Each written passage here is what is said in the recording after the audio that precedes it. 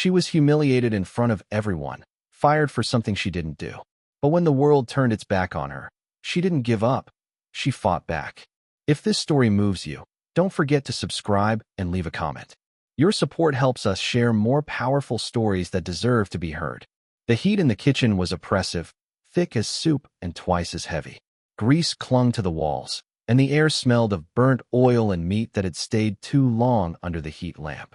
Metal counters shimmered with condensation, fryers hissed in warning, and the whir of the ventilation fan was barely enough to cut through the chaos. Tanya stood in the middle of it all, unmoving. She wore a dirty, sweat-stained uniform, green polo, brown apron, a faded cap pulled low.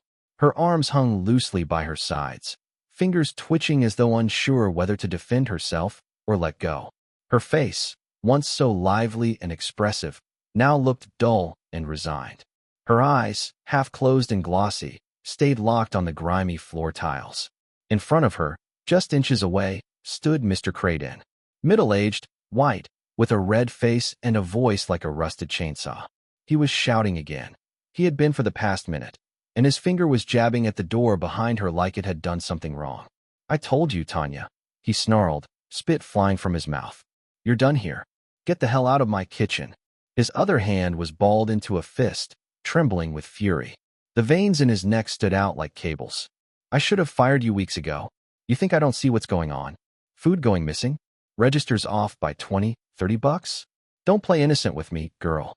The word girl hit her harder than any slap could have. She lifted her head just enough to meet his eyes, but the fight in her was buried deep, suffocating under weeks, no, years of silence. She opened her mouth. Nothing came out. Behind her, 3 other workers stood frozen. Marcus, who had trained with her. Maria, who always brought extra sauce packets for her daughter. And Raymond, the quiet dishwasher who never spoke unless spoken to. They all watched, eyes wide, but said nothing. Not one of them moved. She didn't blame them. Not really. "Out. Now." Craden barked again. "Before I call the cops." That broke something. Cops. For what?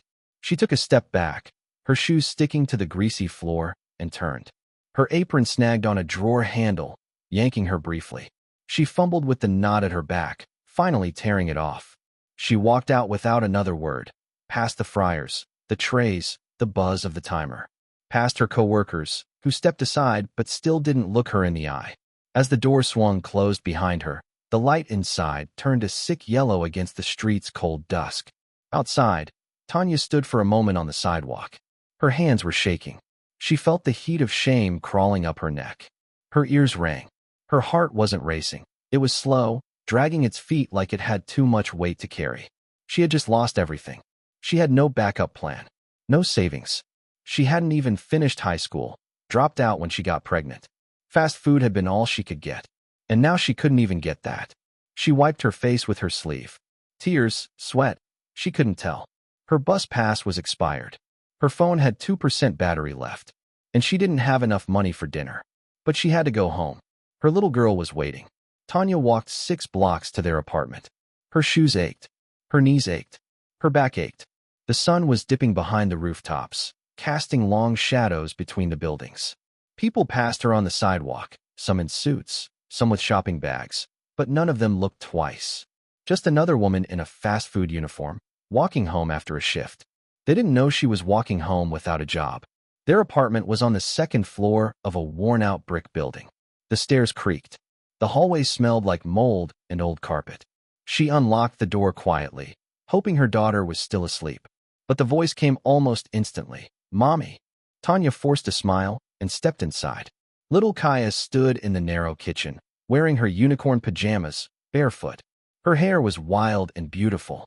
She rubbed her eyes and looked up with a hopeful smile. "Did you bring juice?" Tanya's heart twisted. Juice. She had promised juice. She knelt down and pulled Kaya into a hug.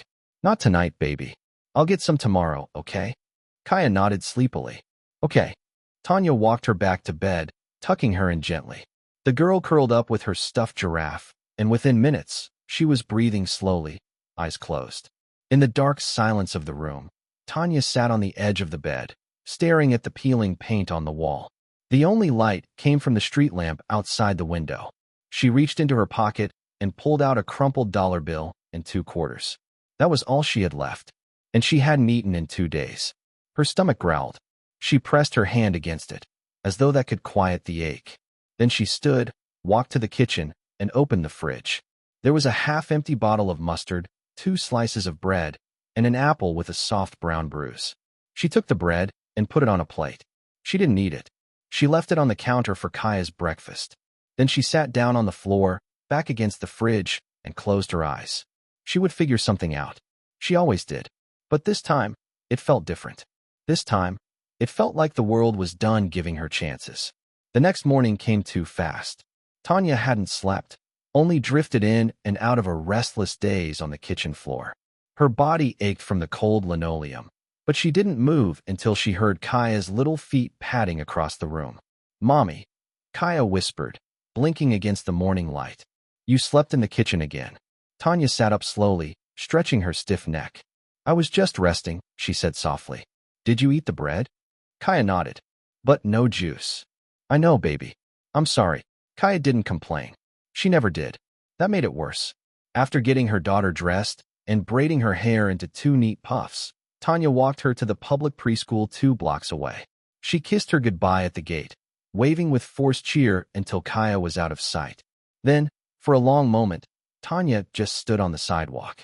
Her stomach growled again. A wave of dizziness passed through her. She had to do something. She started walking, not toward home, but toward the busier streets. The ones with traffic, stores, and people. Maybe she could find a day gig. Anything. Cleaning. Babysitting. Something quick. Something cash. Her pride, once tall and untouchable, had been chipped away piece by piece over the years. Today, she felt it finally collapse. She ended up near the downtown intersection, where people bustled in and out of shops, offices, and cafes. They didn't see her, just stepped around her, eyes fixed on their phones. Tanya stood near a lamppost for almost an hour, watching them. Then she sat down on the concrete. And after a few minutes more, she did something she never thought she would. She reached into her backpack, tore off a piece of cardboard from an old cereal box, and wrote with a borrowed pen. "Mother. Hungry. Need work or food. Anything helps." She placed it gently at her feet. She looked away from it. Minutes passed. Then hours.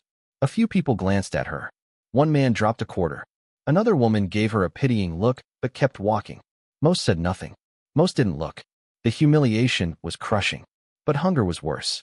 By late afternoon, she had collected $4.85. She used $3 to buy a small hot dog and split it with Kaya later. The rest she kept. When she picked her daughter up from school, Kaya noticed something in her mother's face. "You look sad," she said. Tanya smiled and shook her head. "I'm just tired, baby." They walked home in silence. That night, Tanya stared out the window while Kaya slept. She looked up at the stars. She thought of her grandmother, who used to hum lullabies in a rocking chair while shelling peas. She thought of the one time she dreamed of becoming a nurse, back in 10th grade. She thought about the job she'd just lost, and the man who had screamed at her like she was trash.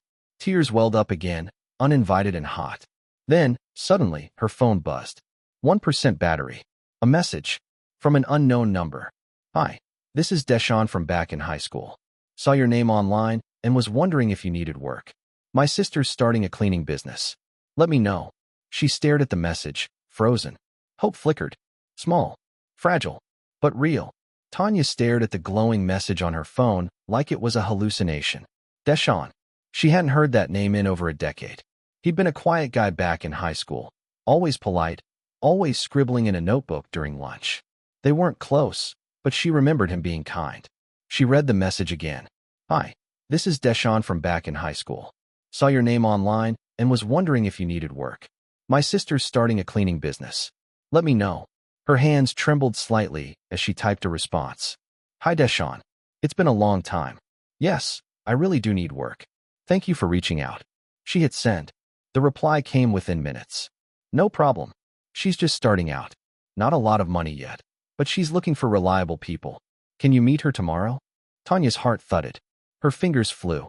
"Yes, anytime." He sent an address. A small church on the west side of town. Noon. Bring ID if she had it. Tanya set the phone down, staring at the cracked screen in the darkness. The battery was nearly dead, but something in her had begun to spark again. A thread of dignity retightening. A reason to stand taller. The next morning, she dressed in the cleanest clothes she had, faded jeans and a plain gray shirt. She smoothed her hair back and borrowed a safety pin to fix the hole under her collar. When she dropped Kaya off, she kissed her forehead longer than usual. Then she caught the bus. When she arrived at the small church, the sun was sharp and hot, and her palms were sweating. She stood outside for a full minute, steadying her breath, before pushing the door open. Inside, the scent of lemon cleaner and warm dust hit her.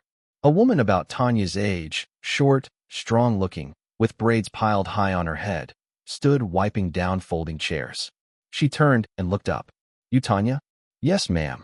The woman smiled, not too wide, just enough to feel sincere. "I'm Charmaine. Deshawn said you're good people." "I try to be," Tanya said quietly. Charmaine sized her up.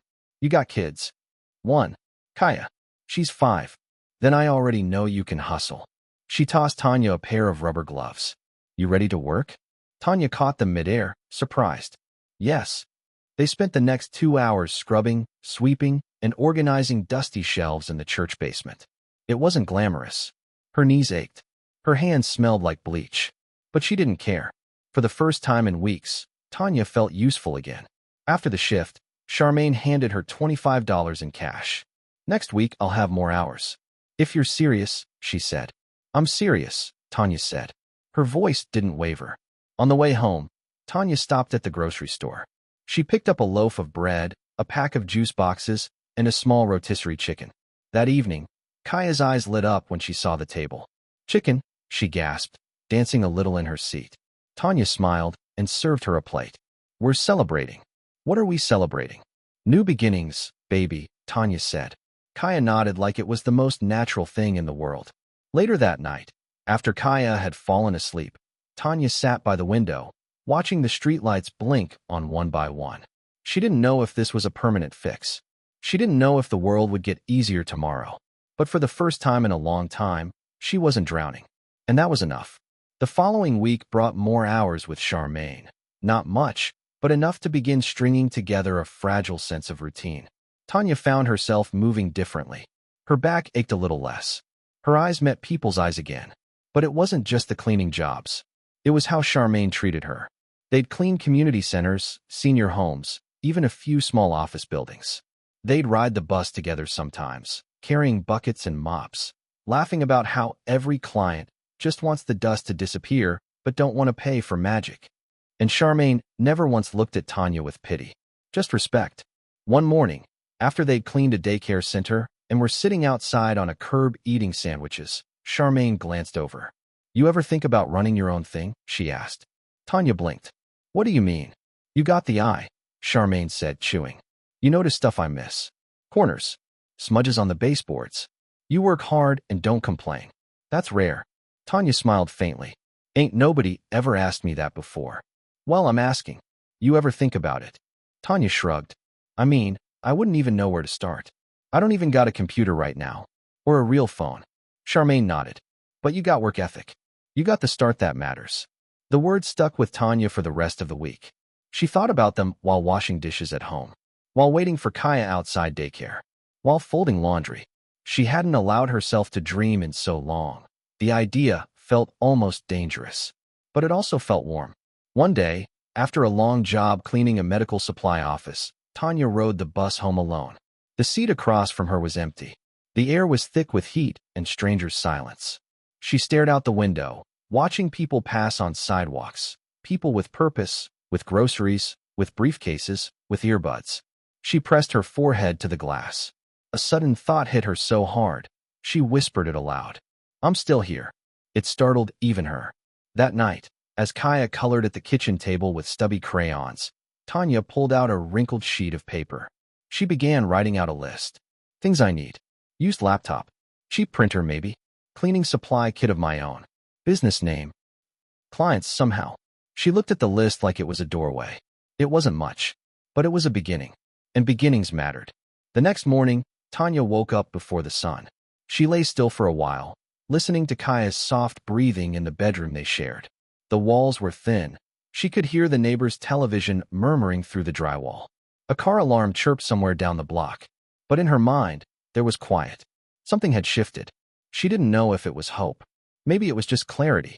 She got out of bed, careful not to wake her daughter, and made a pot of instant coffee in the cramped kitchen. She sipped it slowly, staring at her list from the night before.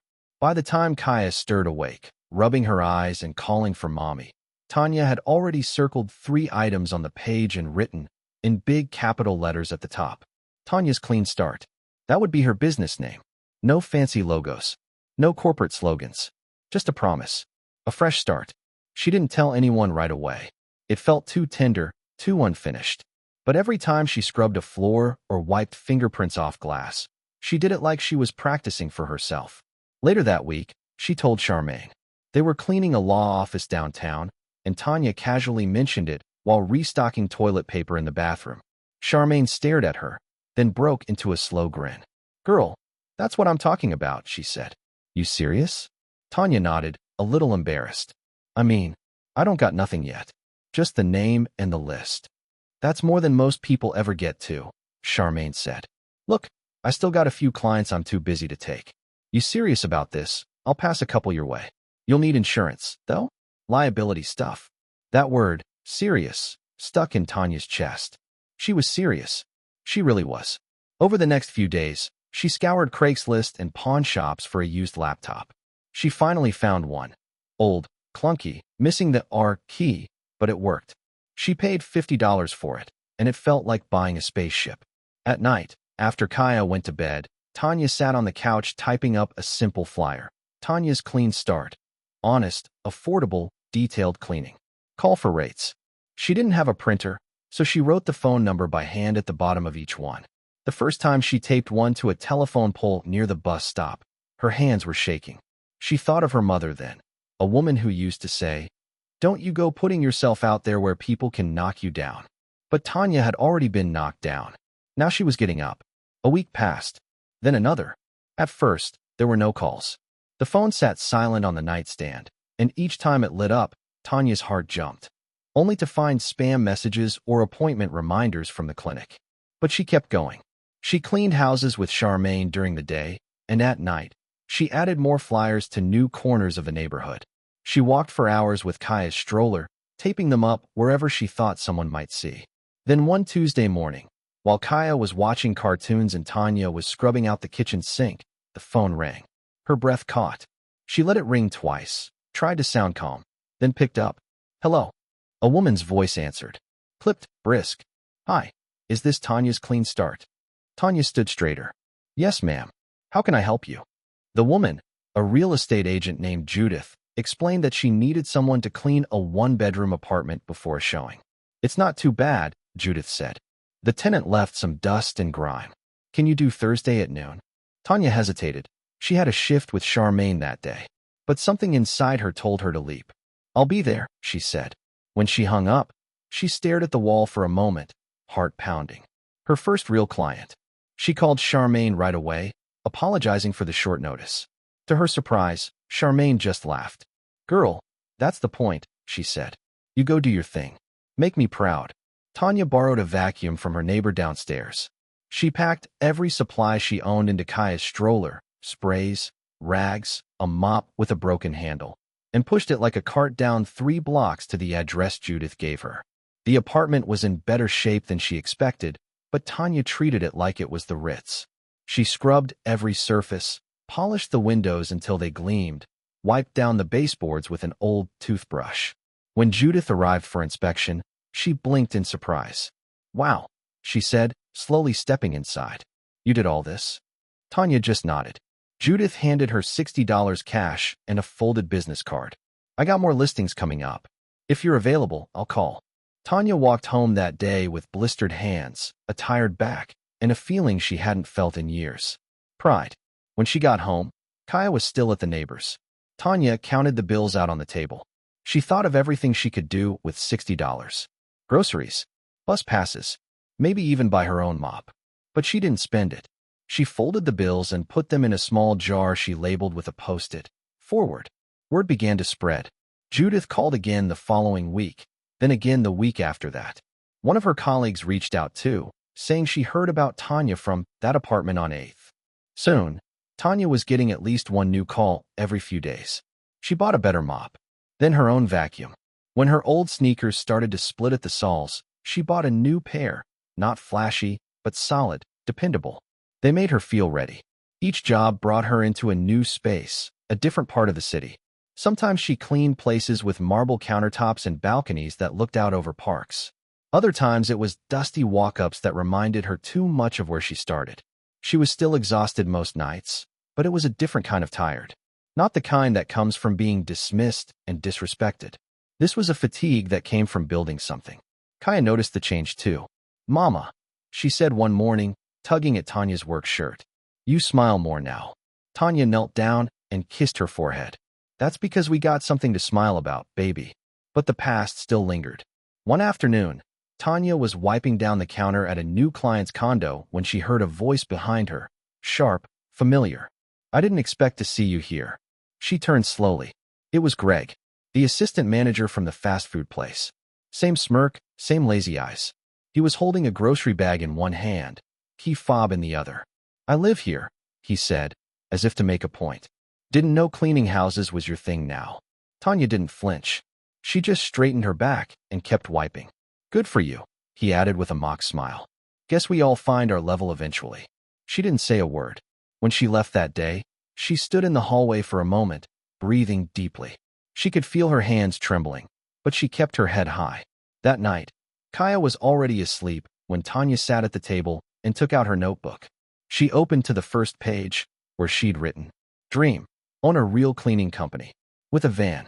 Uniforms. Website. Clients who pay well and treat you right." She traced the words with her finger. Then she turned to a new page and wrote, "Step 1, register the business name. Step 2, save $500 for license and insurance. Step 3, make flyers that don't look homemade." She underlined Step 1 twice. She wasn't just working anymore. She was building. The morning she walked into the city office to register her business name, it was raining. Not just a drizzle, a steady, cold curtain that made her hoodie stick to her back. But Tanya didn't care. Her hair was pulled back neatly, her ID and application papers were dry in a plastic folder, and she'd even applied a little lipstick. Behind the plexiglass at the licensing desk, the clerk barely looked up. "Name of the business?" Tanya hesitated. Her fingers clenched around the folder. She'd stayed up all night thinking of what to call it. Something proud. Something hers. "Shine with purpose," she said finally. The clerk nodded and typed. Just like that, it became real. Over the next few weeks, Tanya worked double shifts, sometimes 3 apartments in a day. She saved every dollar she could. She stopped eating out, even when Kaya begged for pizza. They cooked more at home. She took odd weekend jobs, cleaning basements, garages, even an old bus someone was converting into a studio. Her hands ached every night. Her knees throbbed. But the savings jar in the kitchen cabinet was getting heavier. And then, one Thursday evening, she got a call. A woman named Alondra was on the line. She sounded nervous. I got your number from Judith. You cleaned her cousin's place." "Yes," Tanya said, trying to sound professional. "How can I help you?" There was a pause. Then the woman's voice broke. "I don't need cleaning. Not right now. I'm going through something. My husband left. I have 2 kids. I just started a job. And I can't. I'm trying." She didn't finish. Tanya didn't hang up. She listened. Quietly. Patiently. When the woman finally went silent, Tanya took a breath. "You need someone to watch the kids while you work?" "Sometimes. Just a few hours. Until I get back on my feet." Tanya didn't offer money. She didn't judge. She just said, "I know how that feels." And 2 days later, she was sitting in Alondra's tiny living room, helping her kids with homework while Kaya played with blocks nearby. She didn't take payment. Not that week. Because someone once gave her a moment of grace too. One day, as Tanya was packing her mop into the back of her rusted-out minivan, a man in a blue suit approached her. He looked out of place on this cracked sidewalk, with polished shoes and a tablet in hand. "You're Tanya Harris?" he asked. She nodded cautiously. "Yeah. What?" "I'm with Clean Source," he said, flashing a badge that looked way too corporate for her world. "We've been watching your listings on community boards. You've got excellent reviews." Tanya narrowed her eyes. "And we're building a partnership program for independent cleaners. We provide supplies and insurance, small fee." In return, you get access to bigger clients. She laughed softly. You think I got money for fees? He smiled. We're waiving it for 5 select partners in the pilot program. You'd be one of them. Her heart skipped. It sounded too good. But something in his tone wasn't condescending. He wasn't talking down to her. He was offering a real step. She took the packet, and that night she read it 3 times. Kaya was asleep beside her on the couch, crayon drawings still stuck to the fridge, and Tanya realized. Maybe this was how change started. Not in leaps, but in choices. She joined. The next month was a whirlwind. She was suddenly working in office buildings, small schools, even the local library. They provided uniforms, clean, blue, with her name on a tag, and a cart with wheels that didn't squeak. She still hustled. Still woke up before dawn. Still fed Kaya oatmeal by the light of the hallway lamp. But now she had clients calling her, asking when she was free, not if she was available. But it wasn't just the money. It was the feeling, one night, walking into her apartment and seeing Kaya asleep with her arms wrapped around a stuffed dog. One Tanya bought, brand new, from a real store. It was paying the electric bill on time. It was buying strawberries without checking her bank app. It was walking past that same fast food place where she'd once been screamed at and not flinching. The sign outside still blinked crookedly. The same manager might still be inside. But Tanya? She kept walking. Because she didn't belong there anymore. The late afternoon sun stretched over the city like a warm, tired sigh. Everything was quieter now. Quieter than the chaos Tanya had once lived in. She stood at the bus stop in a crisp, light blue shirt, her name embroidered on the chest. Tanya Harris, owner. Kaya stood beside her, taller now, her hand wrapped around a purple lunchbox covered in stickers. She had just finished her first day at a new school. A better school. Not private or luxurious, but safe. Welcoming. The kind of place where kids smiled for real. Did you like it? Tanya asked, brushing a stray braid from her daughter's forehead. Kaya grinned. My teacher's name is Ms. Barlow. She let me read aloud in front of the class. And I made a friend. Her name is Evie. She likes the same cartoons I do. Tanya smiled and kissed the top of her daughter's head. The ache in her bones from years of standing, scrubbing, lifting, it was still there, but it felt different now. Like a weight she carried with pride. As the bus pulled up, the driver gave her a familiar nod. Ms. Harris, he greeted. She smiled. Hey, Jerome. People knew her now. Not for a uniform and a headset. Not for being yelled at behind a greasy counter, but for helping them clean their homes, their businesses, their messes. Respectfully. Fairly. The cleaning business had started small. A Craigslist post. A borrowed mop. A borrowed bucket. But word spread. People saw how hard she worked, how carefully she handled each room. One client told another. Then another. Eventually, she had a full calendar, then employees. Women like her. Some younger, some older. A few didn't speak much English. Others had never been hired before. But Tanya saw them. She trained them, paid them fairly, and when she got her first big contract, cleaning offices for a local nonprofit, she brought them all with her. She hadn't stepped foot in a fast food kitchen since that night she was fired. Sometimes she passed the restaurant and thought of Rick, the manager who'd humiliated her. But the anger didn't stay like it used to. It rose, then dissolved like sugar in hot water. The man had power over her once, but no longer. That night, Tanya sat at the kitchen table, the same one she'd cried on a year before. The fridge was full. Kaya was asleep in her own bed, wrapped in a blanket Tanya had bought from a flea market. A soft breeze came through the window. She opened a folder marked, Harris Cleaning Services, LLC. Inside were invoices, schedules, a small stack of cash for the next payroll. She looked at it for a moment, then set it aside. She walked to the small bookshelf, another flea market find, and pulled out a worn leather notebook. It was her mother's journal, the one she'd found in a storage box after the funeral. She flipped through it until she reached the last page her mother had written. Some days I feel like giving up, but I keep going. For her. Her mother had been talking about Tanya. Now Tanya understood that kind of love in her bones. She walked to Kaya's room, opened the door softly. The little girl was asleep, one hand tucked under her cheek, mouth slightly open. Tanya watched her for a long time. In the silence, she let herself remember everything. The sting of that night when she was fired, the humiliation, the tears in the park, the long nights cleaning apartments while Kaya dozed in a chair nearby, the first $50 tip that made her sob. She remembered the loneliness, the way it clung to her skin like grease. But she also remembered the first time someone called her ma'am with respect. The first time Kaya looked proud to say, "My mommy has her own company." The moment she realized she no longer dreaded Mondays. Back in the kitchen, she sat with a steaming mug of tea. Her phone buzzed, a message from one of her employees. "Thank you for believing in me. I just opened a bank account for the first time in my life." Tanya wiped her eyes, smiling. This wasn't the life she'd imagined when she was younger. It wasn't glossy or easy, but it was hers. Built brick by brick out of grit, sweat, and quiet defiance. Strength, she had learned, isn't just surviving. It's choosing not to become bitter. It's doing the hard thing again and again. It's asking for help when your pride says not to. It's saying no. It's starting again. She looked at the city lights blinking in the distance and whispered to no one in particular, "I made it." Not to fame, not to riches, but to dignity, to peace. And that was more than enough.